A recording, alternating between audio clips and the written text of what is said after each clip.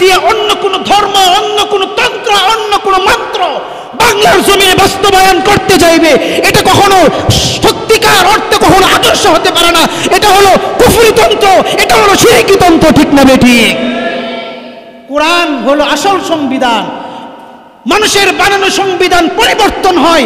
আজকে ক্ষমতা হারাইছে, নতুন দল যখন ক্ষমতায় আসে তারা সংবিধান পরিবর্তনের জন্য উঠে পড়ে লাগে। কিন্তু আল্লাহ পাক রব্বুল আলামিন 1400 বছর আগে যে সংবিধান আমাদের কাছে রেখে দিয়েছেন, যে সংবিধান আমাদের কাছে আসে, এখনো ঠিক তেমনি আছে। কিয়ামত পর্যন্ত কোরআন নামক সংবিধানের মধ্যে কেউ কোনো রকম পরিবর্তন করতে পারবে না, ঠিক না বেঠিক? আল্লাহ আমার রব, এই রবি আমার সব। সবাই বলেন আমার সাথে, আল্লাহ আমার রব, এই রবি আমার সব। দমে দমে তনু মনে তারি অনুভব, দমে দমে তনু মনে তারি অনুভব। আল্লাহ আমার রব, এই রবি আমার সব। তোমার দুনিয়াতে আমি যেদিকে তাকাই, অথই নিয়ামতে ডুবে আছে সবাই, ঠিক কিনা? তোমার নিয়ামতে আমি যেদিকে তাকাই, অথই নিয়ামতে ডুবে আছে সবাই। পাখ পাখালির গানে শুনি তসবিহ কলরব, তসবিহ কলরব। সবাই আল্লাহ আমার রব, এই রবি আমার সব। আল্লাহ আমার রব, এই রবি আমার সব, ঠিক কি না? জামান كما فضل مكانا على مكان وإنسانا على إنسان ونشهد أن لا إله إلا الله وحده لا شريك له ونشهد أن سيدنا وسندنا وحبيبنا وطبيبنا ومولانا محمدا عبده ورسوله صلى الله تعالى عليه وعلى آله وأصحابه وبارك وسلم تسليما كثيرا. أما بعد فأعوذ بالله من الشيطان الرجيم. بسم الله الرحمن الرحيم. يا أيها الذين آمنوا اتقوا الله حق تقاته ولا تموتن إلا وأنتم مسلمون.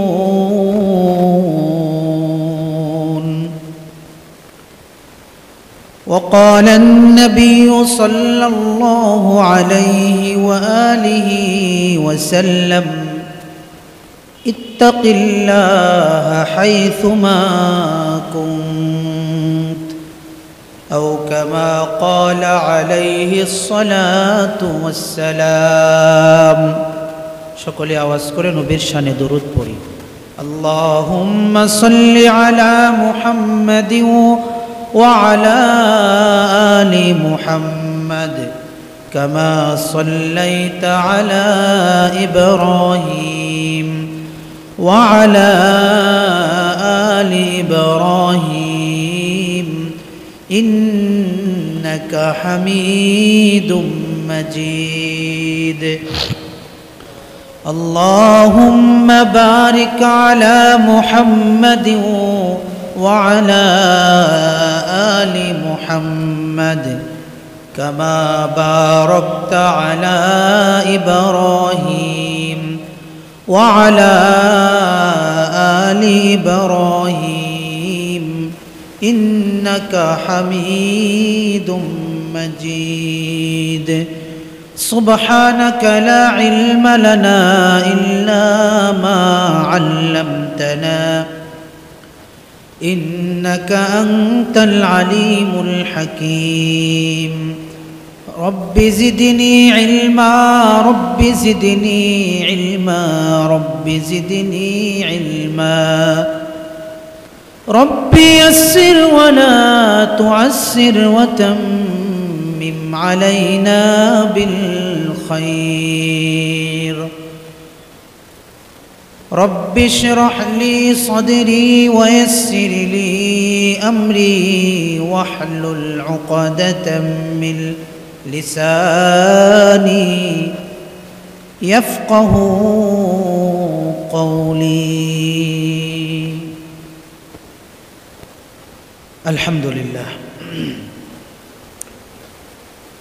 সম্মুখপানে সমবেত দিন প্রিয় ইসলাম প্রিয় মুআজ্জাজ মুকাররম মুরব্বিয়ানে ইজম বেরাদারানে ইসলাম আজিজ তুলাবা পর্দার আড়াল থেকে আজকের আলোচনায় শামিল আমার মা বোনেরা বিশ্বজগতের মালিক বিশ্ব প্রতিপালকের বিশ্ব দরবারে আলিশান নিয়ামতের শুকর গুজার করছি যে রব্বে করিম দয়া করে মায়া করে দুনিয়ার বুকে সবচাইতে দামি ঘর পবিত্র ঘর আল্লাহর ঘরে ফেরেশতাদের বৈঠকে নিজেকে ধন্য করার মজলিসে আমাদেরকে আসার বসার তৌফিক দান করেছেন মালিকের দরবারে নিয়ামতের শুকর আদায় করি জবান ছেড়ে দিয়ে সকলেই মহব্বতের সাথে ভক্তি ভরে হৃদয়ের সব রকম আবেগ উচ্ছ্বাস অনুভূতিকে উজাড় করে দিয়ে মুসলমানের কণ্ঠে দীপ্ত কণ্ঠে সকলেই বলি আলহামদুলিল্লাহ। মুহতারাম হাজিরিন, আমি আপনাদের খেদমতে সূরাত আলে ইমরানের 102 নম্বর আয়াত তেলাওয়াত করেছি। তিরমিজি শরীফের একটি সুবিখ্যাত হাদিস, যে হাদিসটি বর্ণনা করেছেন একজন প্রসিদ্ধ সাহাবী হযরতে আবু যর আল গিফারি রাদিয়াল্লাহু তাআলা আনহু।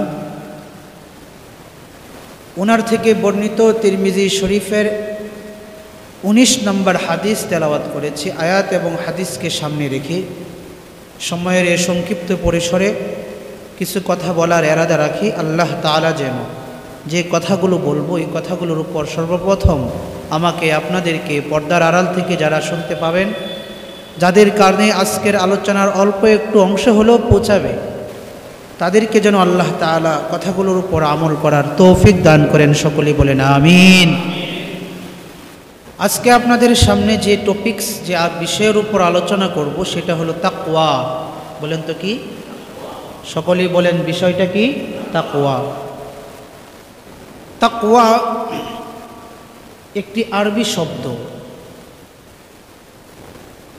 যেটার বাংলা অর্থ ধারায় আল্লাহর ভয়। শাব্দিক অর্থ কার ভয়? আল্লাহর ভয়। অর্থাৎ আল্লাহর ভয়ে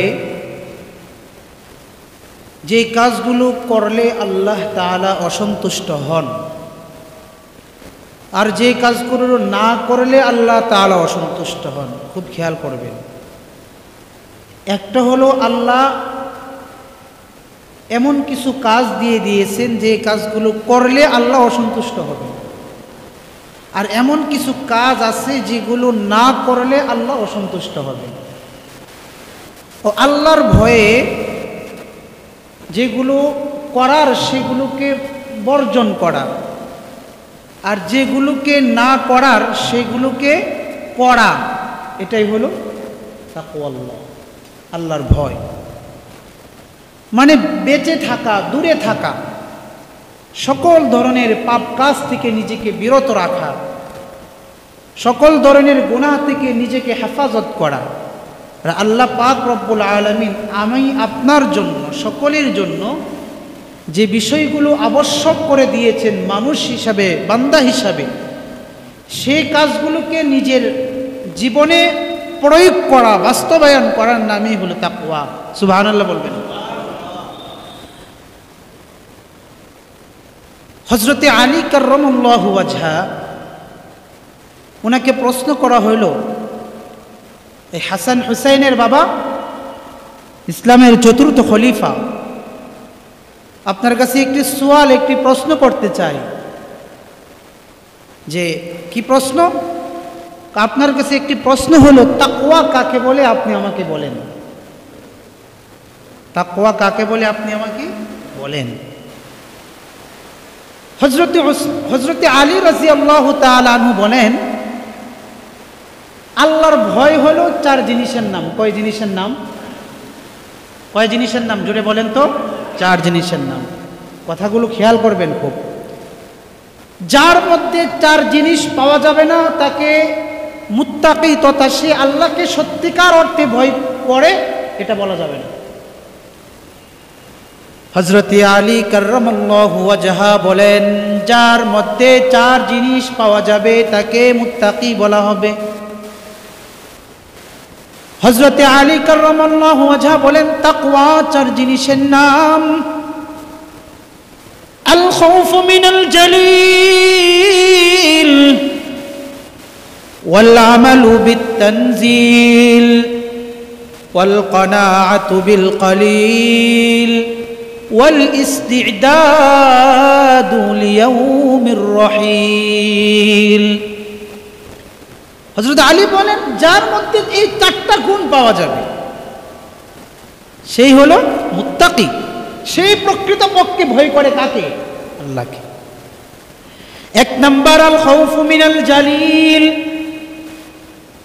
হযরতে আলী কাররামাল্লাহু ওয়াজহা বলেন, জীবনের সব ক্ষেত্রে, সব অবস্থায় 1 নাম্বার তাকওয়ার গুণ হবে আল্লাহকে ভয় করা। আলোতে, আধারে, রাতে, অন্ধকারে, কুয়াশা মাখা দিনে, অথবা 4 দেয়াল বিশিষ্ট ঘরে কেউ নাই, আপনি একা একা ঘরের মধ্যে বসে আছেন, নিজের মা নাই, বাবা নাই, সন্তান, স্ত্রী কেউ নাই, কিন্তু একজন আছেন। তিনি কে? তিনি সব জায়গায় আপনাকে পর্যবেক্ষণ করতেছেন সিসি ক্যামেরার মতো। দুনিয়ার এমপি, মন্ত্রীর, পুলিশ, ম্যাজিস্ট্রেট কেউ দেখে না, কিন্তু একজনের চোখ ফাঁকি দেওয়া যায় না। আওয়াজ করে বলতে হবে, তিনি কে? আল্লাহ, যিনি আমাকে আপনাকে সব সময় নজর করে দেখতেছেন।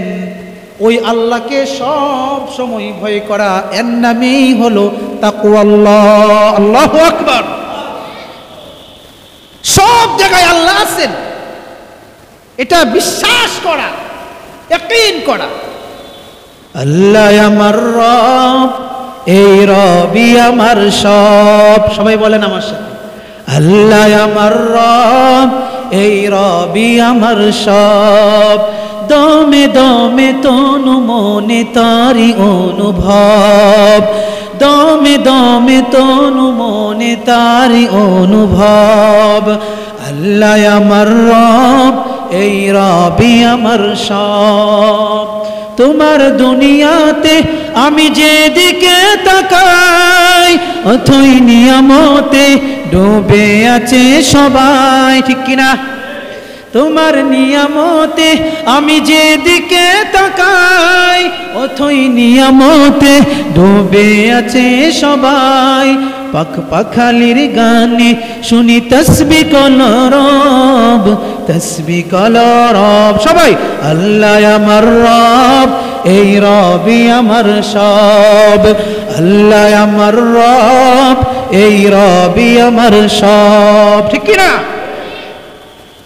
1 নম্বর হলো আল খাউফু মিনাল জালিল। হযরত আলী কাররামাল্লাহু ওয়াজহা বলেন, জীবনের সব অবস্থায় আল্লাহকে ভয় করা। আল্লাহ একজন আছেন, তিনি দেখতেছেন, এগুলোকে বিশ্বাস করা। 2 নম্বর আল আমালু বিত তানজিল। মুত্তাকি হতে হলে 2 নম্বর গুণ, যেই 2 নম্বর গুণ না অর্জন করলে তাকে কখনো মুত্তাকি বলা যাবে না। 2 নম্বর গুণ হলো আল আমালু বিত তানজিল। আল্লাহ তাআলা রব্বুল আলামিন আমাদের নবী মুহাম্মদুর রাসূলুল্লাহ সাল্লাল্লাহু আলাইহি ওয়াসাল্লামের মাধ্যমে দুনিয়াতে একটা কিতাব পাঠিয়েছেন, ওনার উপর নাজিল করছেন মহাগ্রন্থ আল কুরআন। যে গ্রন্থটা আল্লাহর রসুল আমাদের কাছে নিয়ে আসছেন, এই কুরআন অনুযায়ী আমার আপনার জীবনকে সাজানোই হলো তাকওয়ার 2 নম্বর গুণ। যে কুরআন আল্লাহ তাআলা দিয়েছেন, এই কুরআন দ্বারা নিজের জীবনকে সাজানো, নিজের ব্যক্তিগত জীবন, পারিবারিক জীবন, সামাজিক জীবন, রাষ্ট্রীয় জীবন, সব জায়গায় কুরআনকে সামনে রাখা, কুরআনের বিধান বাস্তবায়ন করা হলো তাকওয়ার 2 নম্বর গুণ। আল্লাহু আকবার বলবেন। এজন্য আল্লাহ তাআলা কুরআনের এক জায়গায় বলেন সিবগাতাল্লাহ ওয়া মান আহসানু মিনাল্লাহি সিবগা ওয়া নাহনু লাহু আবিদুন। আল্লাহর রং, আল্লাহর রঙের 4 উত্তম রং আর কি হতে পারে? আল্লাহর রং কোরআনের মধ্যে আছে, নবীর রং কোরআনের মধ্যে আছে।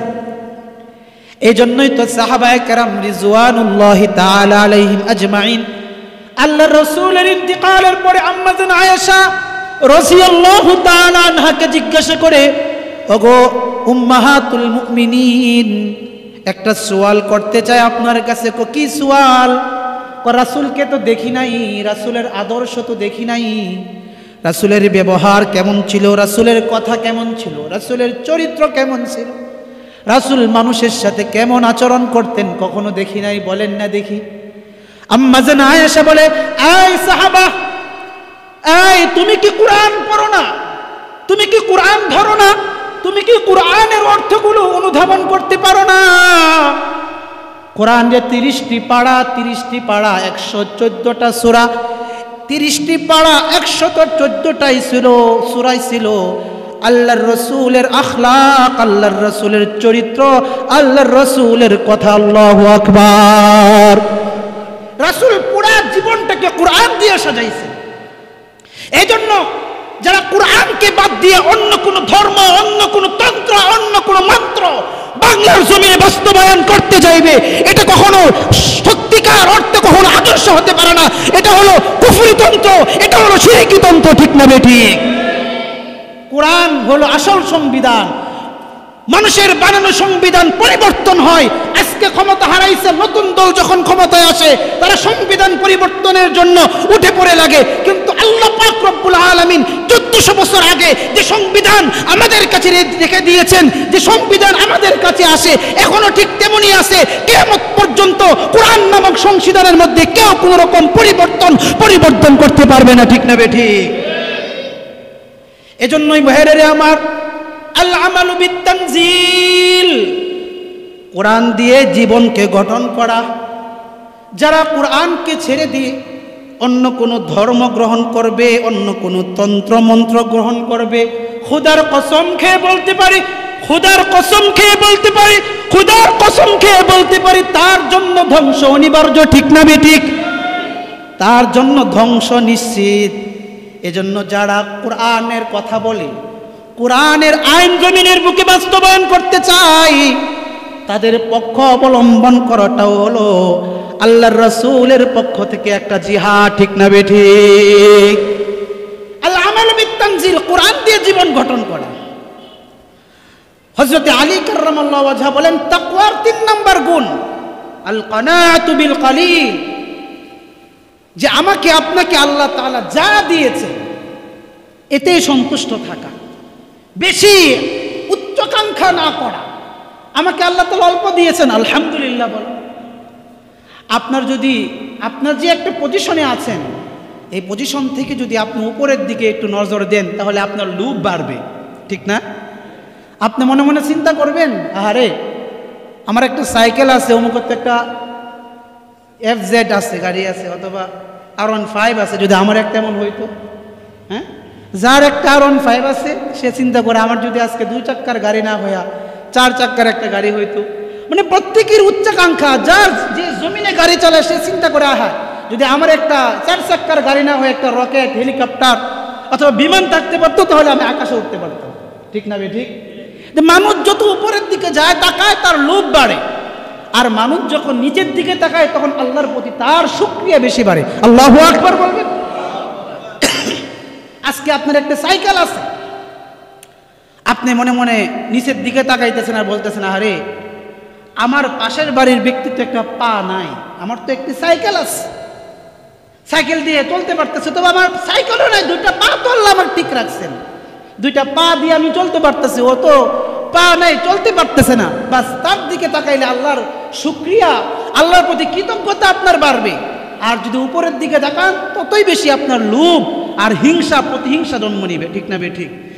এজন্য হযরতে আলী কাররামাল্লাহু ওয়াজহা বলেন, তাকওয়ার 3 নাম্বার গুণ, আল্লাহ তাআলা আপনাকে যা দিয়েছেন, আল কনাআতু বিল কলিল, অল্পতে সন্তুষ্ট থাকা, যা পাইছেন আলহামদুলিল্লাহ, যা চলে গেছে আলহামদুলিল্লাহ, কখনো উপরের উচ্চাকাঙ্ক্ষা না করা।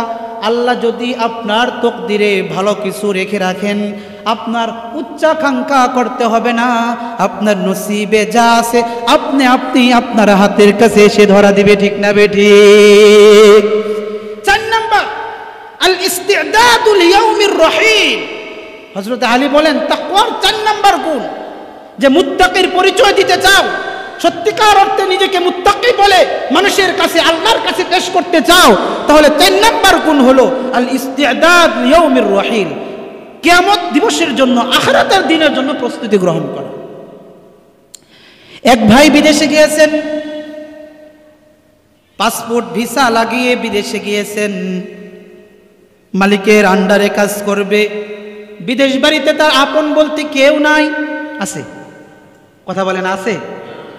বাংলাদেশ থেকে সৌদি আরব, মালয়েশিয়া, জাপান, চীন, আমেরিকা, বিভিন্ন দেশে মানুষ শ্রমিক হিসেবে কাজ করতে যায়, ভিসা লাগায়, একামা লাগায়, বিভিন্ন প্রজেক্টের আন্ডারে বাংলাদেশের শ্রমিকরা কাজ করে, অথবা অন্য দেশের শ্রমিকরা বিদেশ বাড়িতে কাজ করে। কিন্তু মনে বড় একটা ভয় থাকে, না জানি আমার কবে প্রজেক্ট বন্ধ হয়ে যায়। প্রজেক্ট যদি বন্ধ হয়ে যায় তাহলে তো এই বিদেশ বাড়িতে আমার আর থাকার মতো জায়গা নাই, অথবা যদি আমার ইকামা বাতিল হয়ে যায় তাহলে তো এই দেশে আমার আর টিকে থাকা সম্ভব হবে না। বিদেশ বাড়িতে যারা যায় তারা একটা আশা নিয়ে যায় যে আমি একটা টার্গেট নিয়ে কাজ করব, টার্গেট, আমার কিছু ব্যাংক ব্যালেন্স হবে, কিছু টাকা পয়সা কামাবো, দেশে একটা সুন্দর বাড়ি বানাবো, নানান চিন্তা ফিকির, কিছু আশা, কিছু ভয়, আমার ইকামা বাতিল হয়ে যেতে পারে ভয়, প্রজেক্ট বন্ধ হয়ে যেতে পারে ভয়, আবার কিছু আশাও করে যে না, বিদেশ বাড়িতে আসতেছি, কিছু টাকা ইনকাম করব, নিজের দেশে সুন্দর একটা বাড়ি বানাবো। আল্লাহ তাআলা আপনাকে আমাকে দুনিয়ায় পাঠায় একটা বিদেশ বাড়ির মতো একটা কন্ডিশন তৈরি করে দিয়েছেন। আল্লাহ বলে, এই দুনিয়ার মানুষ, এটা কিন্তু তোর আসল বাড়ি না, এটা হলো তোর বিদেশ বাড়ি। বিদেশ বাড়িতে যেমন মানুষ নিশ্চিন্তে থাকতে পারে না, সব সময় মাথার মধ্যে দুশ্চিন্তা কাজ করতে থাকে, যারা সত্যিকার আল্লাহকে ভয় করে চলে, আল্লাহর উপর যাদের আশা, আল্লাহর প্রতি যাদের আস্থা আছে, তারা দুনিয়ার বুকে সব সময় ভয়ের মধ্যে থাকে। না জানি আবার কবে মরণের ডাক চলে আসে, না জানি আমার মৃত্যু কখন বাতিল হয়ে যায়, হায়াত নামক আমার ভিসা কখন জানি শেষ হয়ে যায়, আমার আসল বাড়ি কবে আবার কবরে আমার ডাক পড়ে যায়। সব সময় মানুষ এই চিন্তার মধ্যে থাকতে হবে। যদি কারোর মধ্যে আখিরাতের চিন্তা, কবরের চিন্তা, ফুলসিরাতের চিন্তা, মিজানের চিন্তা, হিসাব নিকাশের চিন্তা যদি কারোর মধ্যে থাকে, হযরতে আলী বলেন সে সম্পূর্ণ পরিপূর্ণ মুত্তাকি হিসাবে দুনিয়ার বুকে পরিণত হয়ে যাবে। এই 4 গুণ। মুহতারাম হাজরিন, তাকওয়া হলো এই জিনিসের নাম যে দুনিয়ার বুকে আপনি চলবেন, 1 নম্বরে ভয় করব কাকে? জোরে বলেন কাকে? 2 নম্বরে জীবন গঠন করব কি দিয়া? কোরআন দিয়ে। জোরে বলেন কি দিয়া? কোরআন দিয়া। আর বেশিতে সন্তুষ্ট থাকবো নাকি অল্পে সন্তুষ্ট থাকবো? অল্পে। আর ফিকির করব কোন দিনের জন্য? আখিরাতের দিবসের জন্য। এই 4 জিনিস, আল্লাহর ভয়, কোরআন দিয়ে জীবন গঠন করা এবং আখিরাতের প্রতি ফিকির, অল্পে সন্তুষ্ট, এই চার জিনিস যদি কোনো মানুষের মধ্যে চলে আসে, আল্লাহর রাসূল সাল্লাল্লাহু আলাইহি ওয়াসাল্লামের জামাতা হযরত আলী কাররামাল্লাহু ওয়াজহা বলেন, সে দুনিয়ার বুকে সবচেয়ে বড় মুত্তাকি, সে দুনিয়াতে আল্লাহকে একমাত্র ভয় করেই চলে। আল্লাহু আকবার বলবেন। এ হলো মুত্তাকির পরিচয়। এবার তাকওয়া সম্পর্কে 6টা মৌলিক কথা। তাকওয়া সম্পর্কে 6টা মৌলিক কথা। 1 নম্বর মৌলিক কথা,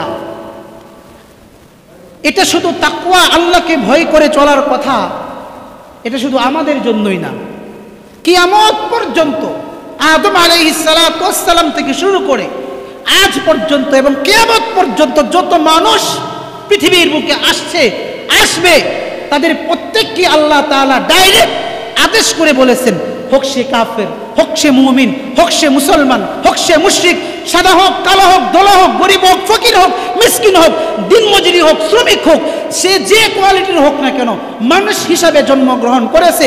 1 নম্বর মৌলিক কথা, আল্লাহ তাআলা সকল মানুষদেরকে ডাক দিয়ে বলতেছে, ইয়া আইয়ুহান নাসুত্তাকু রাব্বাকুমুল্লাযী খালাকাকুম মিন নাফসিন ওয়াহিদা وخلق منها زوجها وبث منهما رجالا كثيرا ونساء। আল্লাহ তাআলা সকল মানুষদেরকে ডাক দিয়ে বলতেছে, এই যারা দুনিয়াতে মানুষ হিসেবে জন্মগ্রহণ করেছো, মানুষের পরিচয় যারা ধারণ করতেছো, মনে রাখো, ইত্তাকুল্লাহ, ভয় করব কাকে? যারা জোরে বলে না তাদের মনে আল্লাহর ভয় নাই। ভয় করতে হবে কাকে? আল্লাহকে। ইত্তাকুল্লাহ, তুমি কে? তুমি কাফের, মুশরিক, ইহুদি, নাসারা দেখা দরকার নাই, ভয় করো সকলেই কাকে? আল্লাহকে। ইয়া আইয়ুহান নাস ইত্তাকুল্লাহ, ইত্তাকু রাব্বাকুম, ওই সত্তাকে, তোমাদের ওই পালনকর্তাকে ভয় করো যিনি তোমাদেরকে একটি মাত্র আত্মা থেকে সৃষ্টি করেছেন। সুবহানাল্লাহ বলবেন না? দুনিয়ার বুকে যত মানুষ আছে, যা দেখি না কেন আমরা, সকলেই একটা সত্তা থেকে সৃষ্টি, হযরতে আদম এবং হাওয়া। ঠিক না বেঠিক? হযরতে আদম আলাইহিস সালাতু ওয়াস সালামের বাম পাজর থেকে হযরতে হাওয়া আলাইহিস সালাতু ওয়াস সালামকে সৃষ্টি করছেন এবং তাদের মাধ্যমে এখন পর্যন্ত কিয়ামত পর্যন্ত একটি দেহ, একটি সত্তা থেকে মানুষ আসতেই থাকবে। ঠিক না বেঠিক? তা সত্তা কয়জন? সত্তা কয়জন? কে সে? আদম। কে সে? আদম। আদম আলাইহিস সালাতু ওয়াস সালাম থেকে আমাদের সকলের সৃষ্টি। এজন্য আল্লাহ বলতেছে, নাস ইত্তাকু রাব্বাকুম। 1 নম্বর মৌলিক কথা, আল্লাহ তাআলা সকল মানুষদেরকে আল্লাহকে ভয় করার জন্য বলেছেন। বিশেষ করে যারা আল্লাহকে আল্লাহ বলে স্বীকার করে, আল্লাহর প্রতি যারা ঈমান আনে, এদেরকে আরো ডাইরেক্ট আলাদাভাবে আল্লাহ তাআলা বলতেছেন। সূরা আলে ইমরানের 102 নম্বর আয়াতে আল্লাহ বলেন, ইয়া আইয়ুহাল্লাযীনা আমানুত্তাকুল্লাহা হাক্কা তুকাতিহি ওয়া লা তামুতুন্না ইল্লা ওয়া আনতুম মুসলিমুন।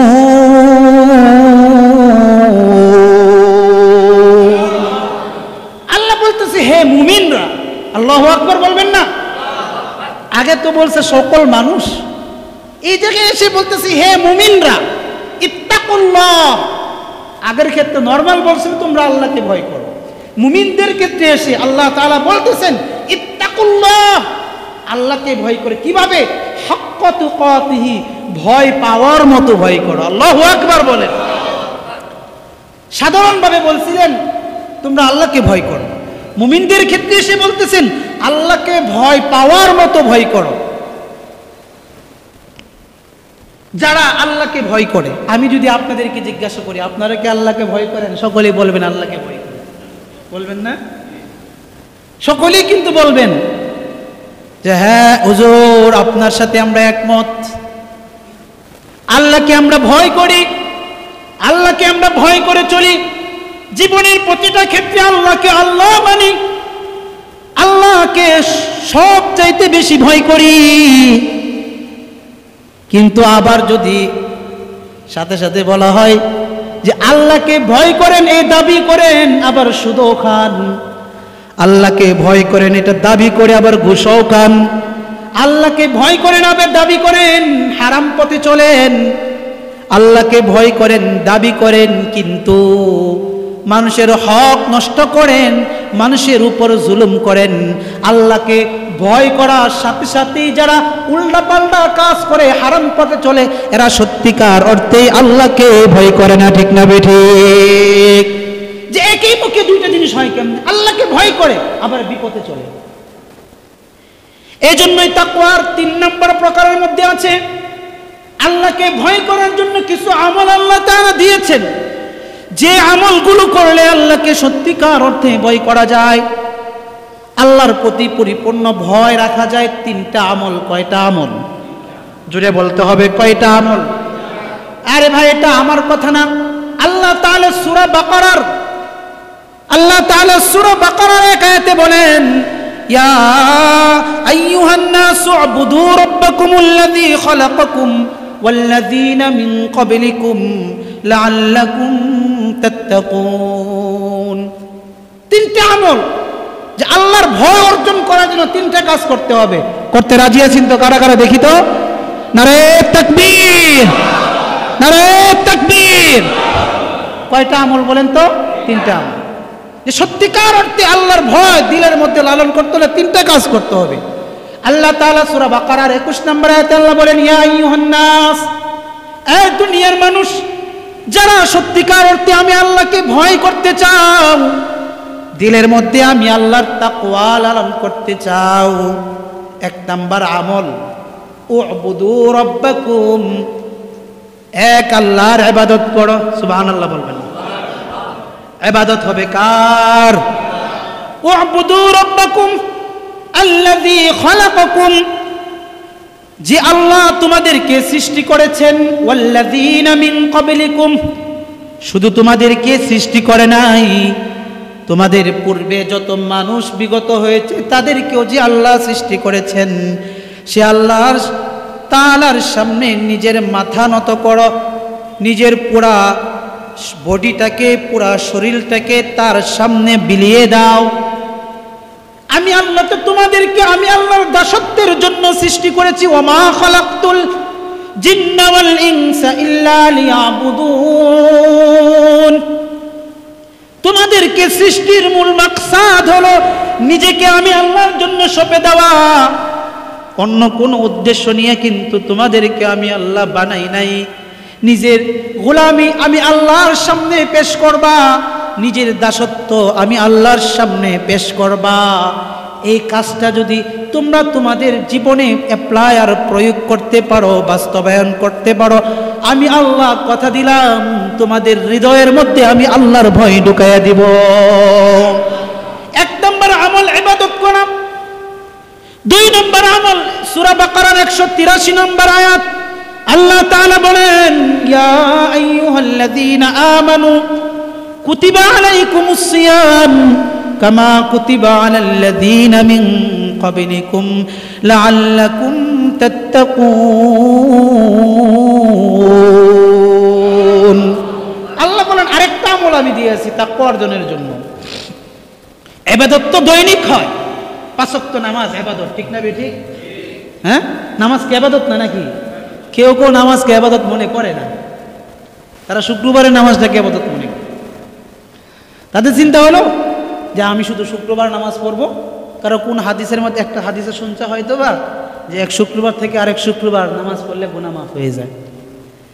আরে ভাই, এক জুমা থেকে আরেক জুমা পর্যন্ত ইবাদত করলে গুনাহ মাফ হয়, কিন্তু কবিরা গুনাহ মাফ হয় না, সগীরা গুনাহগুলো আল্লাহ মাফ করে দেয়।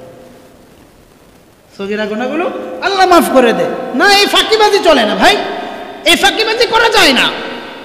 নামাজ একমাত্র ইবাদত, যে যে ইবাদতের জন্য সামনের জুমায় আল্লাহ তৌফিক দিলে বিষয় আলোচনা করবো, যেহেতু নামাজের কথাটা আসছে আর সবে রজব মাসও শুরু হয়ে গেছে, বলবো এটা ইনশাআল্লাহ সামনের জুমায়, যে একমাত্র কেবলমাত্র সালাত এমন একটা ইবাদত যে আল্লাহ তাআলা কেমন যেন মানুষদেরকে সৃষ্টি করেছেন নামাজ আদায়ের জন্য। আল্লাহু আকবার বলবেন না? বলবো, খুব সুন্দরভাবে বুঝিয়ে বুঝিয়ে বলবো।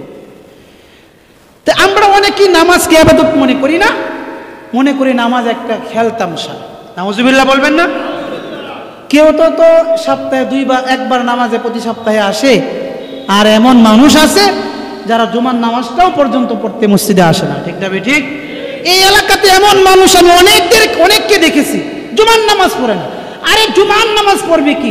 মুসলমানদের বাৎসরিক 2টা উৎসব, এই উৎসবগুলোতে, ঈদের দিনগুলোতে মুসলমানের ঘরে জন্ম নেওয়া, মুসলমানের আওলাদ, নামকা ওয়াস্তে মুসলমান, নামে মুসলমান, কিন্তু কোন ধর্মীয় অনুষ্ঠানগুলোতেও এদেরকে খুঁজে পাওয়া যায় না। ঠিক না বেঠি? অথচ সমস্ত ইমামরা একমত, খুব হুঁশিয়ার, সমস্ত ইমামরা একমত, এ কথার উপর একমত পোষণ করেছেন, কেউ যদি 3 ওয়াক্ত নামাজ তরক করে, কয় ওয়াক্ত? কথা বলে না, কয় ওয়াক্ত? 3 ওয়াক্ত।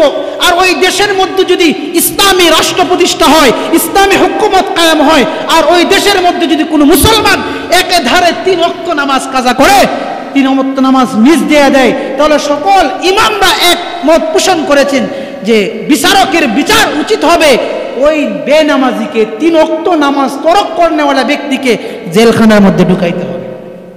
কোথায় ঢুকাইতে হবে? জেলখানায়। জেলখানায় ঢুকাইয়া শাটাং দিবে, শাটাং, বুঝেন না? শাটাং দিবে, বলবে এই তুই যে নামাজ ছাড়ছস এই জন্য তওবা কর। কি কর? তওবা কর। যদি তওবা করে, হ্যাঁ আলহামদুলিল্লাহ নামাজ আর ছাড়বো না, নামাজ পড়বো, বাস তাকে জেলখানা থেকে ছেড়ে দাও, মুস্তাকা নিয়ে ছেড়ে দাও, নামাজ পড়বে এর উপর মুস্তাকা নিয়ে ছেড়ে দাও। আর ইমামরা বলেন, ইমামে আযম আবু হানিফা, ইমামে শাফি, ইমামে আহমদ ইবনে হাম্বল রহমাতুল্লাহ আলাইহি, তারা বলেন তারপরেও যদি সে তওবা না করে, এর উপর আর অন্য কোন নাই, বিচার নাই, একটাই বিচার যে নামাজ তরক করে নামাজ বর্জনকারীকে দুনিয়া থেকে এর মাথাটা উড়িয়ে দাও। আল্লাহু আকবার বলেন। নামাজের ব্যাপারে এত কঠিন হুঁশিয়ার। এজন্য 1 নাম্বার কাজ হবে ইবাদত করা। আল্লাহর ভয় অর্জনের জন্য 1 নাম্বার কাজ কি করা? বলে না, সবাই বলে না, কি করা? ইবাদত করা। 2 নাম্বার হলো সিয়াম পালন করা। আল্লাহ তাআলা আমাদেরকে 12 মাসে একটি মাস দান করেছেন। আল্লাহ তাআলা বলতেছেন, কুতিবা আলাইকুমুস সিয়াম, তোমাদের উপর আমি আল্লাহ রোজাকে ফরজ করে দিয়েছি। শুধু তোমাদের জন্য রোজাকে আমি আল্লাহ ফরজ করে দেই নাই, যারা বিগত হয়েছে তাদের উপরও আমি আল্লাহ রোজাকে ফরজ করে দিয়েছিলাম। রোজা ফরজ করার একমাত্র মাকসাদ, একমাত্র উদ্দেশ্য হলো যাতে করে তোমরা রোজার মতো ইবাদত পালন করে তোমাদের হৃদয়ের মধ্যে আমি আল্লাহর ভয় অর্জন করতে পারো। আল্লাহু আকবার। 2টা ইবাদতগুলো, 2টা আমল, একটা হলো ইবাদত করা, আর একটা কি রাখা? সিয়াম, রোজা। আরেকটা সূরা আনআমের 153 নম্বর আয়াত, যে আয়াতের মধ্যে খুব খেয়াল করে শুনবেন, এটা আমার বর্তমান জীবনের সাথে, আমার সামনের জীবনের সাথে যে কাজটা, যে আমলটা অত্যন্ত গুরুত্বপূর্ণ আমল, সেটা হলো আল্লাহ তাআলা বলেন, ওয়ান্না হাযা সিরাতী মুস্তাকিমান ফাত্তাবিউ ওয়া লা তাত্তাবিউস সুবুলা ফাতাফাররাকা বিকুম আন সাবিলি যালিকুম ওয়াসাকুম বিহি লাআল্লাকুম তাত্তাকুন। এই দুনিয়ার মানুষ, পৃথিবীর বুকে নানান তন্ত্র মন্ত্র আছে, নানান দলমত আছে, সাবধান, মনে রাখো জান্নাতের পথ কিন্তু একটাই পথ। আল্লাহু আকবার বলবেন না? কাফের মুশরিকরা তোমাদেরকে নানানভাবে আহ্বান করবে, ইহুদি নাসারা তোমাদেরকে নানানভাবে আহ্বান করবে, 73টা দলে বিভক্ত হবে। মনে রাখবা 73টা দলের মধ্যে একটাই হলো নাজাতপ্রাপ্ত দল, একটাই হলো জান্নাতের পথ, সেই পথের নামটা হলো আহলে সুন্নাত ওয়াল জামাতের পথ। আল্লাহু আকবার বলেন। আপনাকে নানান ফেরকা আপনাকে ডাকতে থাকবে। আল্লাহ তাআলা বলেন, যদি তাকওয়া অর্জন করতে চাও, আন্না হাযা সিরাতী মুস্তাকিমা, আমি আল্লাহ পাক রব্বুল আলামিন একটা সরল পথ তোমাদেরকে দান করেছি, সঠিক পথ। ডানে গেলেও ধ্বংস, বামে গেলেও ধ্বংস, পিছনে গেলেও ধ্বংস, যেদিকে যাবেন সেদিকেই ধ্বংস, কিন্তু একটা সঠিক পথ দান করেছি। উম্মাতান ওয়াসাতান লিতাকুনু শুহাদা আলান নাস, সোজা পথ আমি আল্লাহ তোমাদেরকে দিয়েছি। কেউ যদি সোজা পথে সামনে সামনে চলতে পারে, এই সোজা পথটা উপর কেউ যদি চলতে পারে, সোজা পথটাকে কেউ যদি গ্রহণ করতে পারে, আল্লাহ তাআলা বলেন এই সোজা পথের বিনিময়ে আমি আল্লাহ তাকে তাকওয়া নামক মহাদৌলত দান করব। এজন্যই আমরা যখন নামাজ পড়ি, নামাজের মধ্যে আমরা ইমামের পিছনে এই কথা তেলাওয়াত করতে শুনি। ইমাম সূরা ফাতিহা যখন তেলাওয়াত করে, তখন ইমাম এই কথা বলে, ইহদিনাস সিরাতাল মুস্তাকিম সিরাতাল্লাযীনা আন'আমতা আলাইহিম গায়রিল মাগদুবি আলাইহিম ওয়ালাদ-দাল্লিন।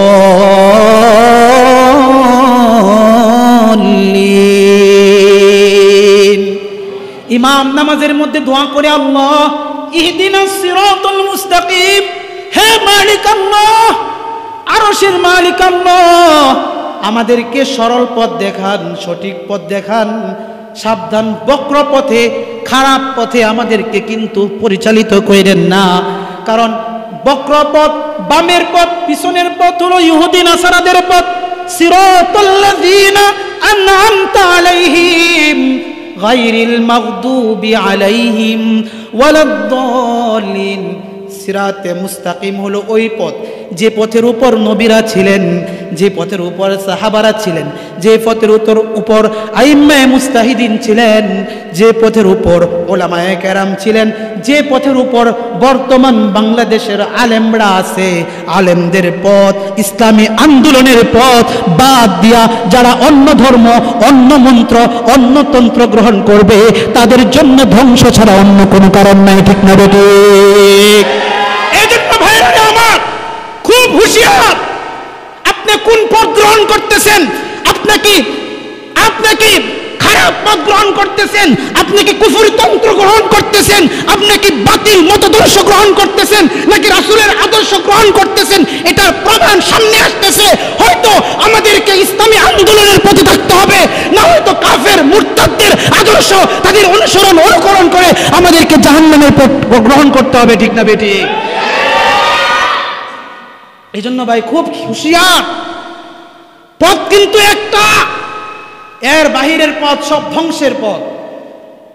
যদি সত্যিকার অর্থে চান বাংলার জমিনে কোরআনে আইন চালু হোক, নবীর আদর্শ বাস্তবায়ন হোক, বাংলার প্রতিটা পড়তে পড়তে, পরিতা পল্লীতে পল্লীতে, মহল্লায় মহল্লায়, ওয়ার্ডে ওয়ার্ডে, ইউনিয়নে ইউনিয়নে, জেলায় জেলায়, অর্থাৎ কোরআন নামক মহাসংবিধান যে সংসদে বাস্তবায়ন হোক, এটা যদি কেউ চান তাহলে ইসলাম ছাড়া, আহলে সুন্নাত ওয়াল জামাত ছাড়া, ইসলামী আন্দোলন ছাড়া অন্য কোনো পথ নাই।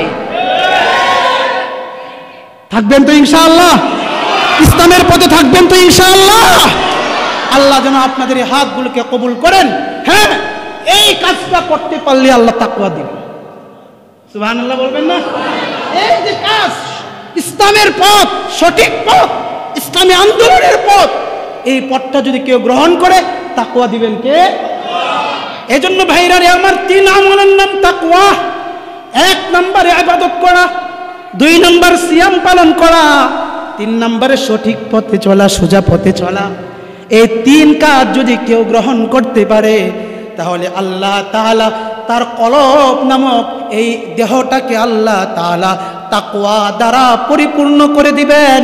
আর আল্লাহ তাআলা বলেন, যাদের অন্তরের মধ্যে আমি আল্লাহর ভয় থাকবে, তাকওয়া থাকবে, মৃত্যুবরণ করবে, মৃত্যুবরণ করার সাথে সাথে আমি আল্লাহ তাকে জান্নাত নামক মহাদৌলত দান করব। তাকওয়া একটা মারাত্মক জিনিস ভাই, সবাই তাকওয়া অর্জন করতে পারে না, সম্ভব না। এটা খুব হুঁশিয়ার। সর্বশেষ কথা বলে দেই, হযরতে উমর ইবনে খাত্তাব রাদিয়াল্লাহু তাআলা আনহুকে জিজ্ঞাসা করা হলো, আচ্ছা আপনি তাকওয়ার ব্যাপারটা কিভাবে দেখেন? তাকওয়ার, আল্লাহকে ভয় করার ব্যাপারটা কিভাবে দেখেন? হযরতে উবাই ইবনে কাব প্রশ্ন করে উমর ইবনে খাত্তাবকে, আল্লাহকে ভয় করার ব্যাপারটা কিভাবে দেখেন? হযরতে উমর ইবনে খাত্তাব বলেন, আয় উবাই, তুমি এমন একটা পথ দিয়ে হাঁটতেছো যে পথের পথটা পুরাটা কাটা দিয়ে ভরা। কি দিয়ে ভরা? কাটা, বড়ই কাটা, আরো যত কাটা আছে কাটা দিয়ে ভরা। আবার এই পথটা ছাড়া অন্য কোনো পথও নাই। তুমি সামনেও ব্যাক করতে পারতেছো না, তোমার সামনে পিছনে ব্যাক করতে পারতেছো না, তোমাকে সামনের দিকে যাইতে হবে। এই উবাই, তোমার কাছে প্রশ্ন, বলো তো তুমি এই কাটাযুক্ত রাস্তা কিভাবে পার হবা? হযরতে উবাই ইবনে কাব রাদিয়াল্লাহু তাআলা আনহু বলেন, খলিফাতুল মুসলিমিন, যেহেতু আমার জন্য অন্য কোনো অপশন নাই, সামনে আমার জন্য কাটা, যদি আমি দৌড় মারে পার হতে চাই তাহলে পুরো শরীরের মধ্যে কাটা ঢুকবে। ঠিক না বেঠিক? আমার পায়ে কাটা ঢুকবে, নখ দিয়ে কাটা ঢুকবে। আমি কাটাগুলো যদি বিষাক্ত হয় তাহলে কাটা যন্ত্রণায় আমি ছটফট করতে থাকবো। আমি হুমড়ি খেয়ে মাটিতে উপরে যেতে পারি। এই জন্য খলিফাতুল মুসলিমিন, যদি কাঁটাযুক্ত রাস্তা আমাকে পাড়ি দিতে হয় তাহলে খুব সাবধান, সতর্ক হয়ে কাঁটাগুলো সরিয়ে সরিয়ে তারপরে সামনের দিকে যাইতে হবে। কথা বলে না? আরে কেউ যদি উল্টা পাল্টা দৌড় মারে তো মানুষ না, পাগল এটা, ঠিক না? পাগল তো বুঝে না। পাগল কি বুঝে? পাগল কোনটা ভালো জিনিস, কোনটা খারাপ জিনিস, কোনটা খাওয়ার জিনিস, কোনটা না খাওয়ার জিনিস বুঝে? বুঝে না। আমি যদি রাস্তা দিয়ে পার হই তাহলে খুব সাবধানের সাথে খেয়াল করে করে তারপরে কাঁটাযুক্ত রাস্তা পাড়ি দিতে হবে, না হলে আমার পায়ের বিভিন্ন জায়গায় কাঁটা আমাকে আক্রমণ করবে। কি সুন্দর উদাহরণ হযরতে ওমর ইবনে খাত্তাব বলে, এই উবাই ইবনে কাব, তুমি দিনের পথে চলবা, ইসলামের পথে চলবা, বেদাত নামক কাঁটা তোমাকে আক্রমণ করবে, শিরিক নামক কাঁটা তোমাকে আক্রমণ করবে, হারাম নামক কাঁটা তোমাকে আক্রমণ করবে, বিভিন্ন অপসাংস্কৃতিক নামক কাঁটা তোমাকে আক্রমণ করবে। এই উবাই ইবনে কাব, যদি তুমি বিদআত নামক কাঁটাগুলোকে সরিয়ে সরিয়ে, কুফর নামক কাঁটাগুলোকে সরিয়ে সরিয়ে, শিরিক নামক কাঁটাগুলোকে সরিয়ে সরিয়ে সামনের দিকে অগ্রসর হইতে পারো তাহলে তুমি সবচেয়ে বড় মুত্তাকি। আল্লাহু আকবার। এজন্য ভাইরা রে আমার, তাকওয়া খুব খারাপ জিনিস, খুব ভয়ানক জিনিস, কঠিন জিনিস, সাবধান। জীবনে যদি সুন্দর জীবন গঠন করতে হয়, আদর্শওয়ালা মানুষে পৃথিবীর বুকে পরিণত হয়, তাহলে তাকওয়া, আল্লাহর ভয় ছাড়া, খাশিয়া খাফায়াত, খাফা ছাড়া কখনোই সম্ভব না, ঠিক না বেঠিক? এজন্য ভাইরা আমার, এই যে কয়েকটি কথা বললাম তাকওয়ার ব্যাপারে, জানি না আমি আপনাদেরকে বুঝাইতে পারছি কিনা, কতটুকু বুঝাইতে পারছি আর কতটুকু দিতে পারছি বা নিতে পারছি জানি না। তুমি কারো অন্তরে যদি একটু কথা হলেও ঢুকে থাকে যে তাকওয়া মানে আল্লাহর ভয়, এই কথাটাও যদি কারো দিলের মধ্যে বসে যায়, আল্লাহ তাআলা যেন তাকওয়ার, আল্লাহর ভয়ের খাতিরে আমাদেরকে পরবর্তী জীবনটা সুন্দরভাবে সাজানোর তৌফিক দান করেন, বলেন আমিন। খারাপ কাজ করব না ইনশাআল্লাহ, খারাপ কাজ কখনোই করব না। খারাপ চিন্তা, খারাপ ফিকির, প্রতিহিংসার মনোভাব, আরেকজনকে দমিয়ে করার মনোভাব কখনো লালন করব না। আরেকজনকে ক্ষতি করে নিজে কখনো উপরে ওঠা যায় না। আরেকজনকে ক্ষতি করে, আরেকজনের উপর জুলুম করে নিজে কখনো উপরে ওঠা যায় না। যে জুলুম করে সে একসময় নিজেই জুলুমের শিকার হয়, যে প্রতিহিংসা করে সে একসময় নিজেই হিংসার শিকার হয়। এই জন্য ভাই, আরেকজনের প্রতি বিনয়ী হবেন, আরেকজনের প্রতি দরদ দেখাবেন। রাসূল বলেন, মান তাওয়াদা লিল্লাহ রাফাহুল্লাহ, যে বিনয় দেখাবে, আরেকজনের প্রতি দরদ দেখাবে, আল্লাহ রাসূল বলেন আল্লাহ পাক রব্বুল আলামিন নিজে তার উপর দয়া হয়ে আসবে।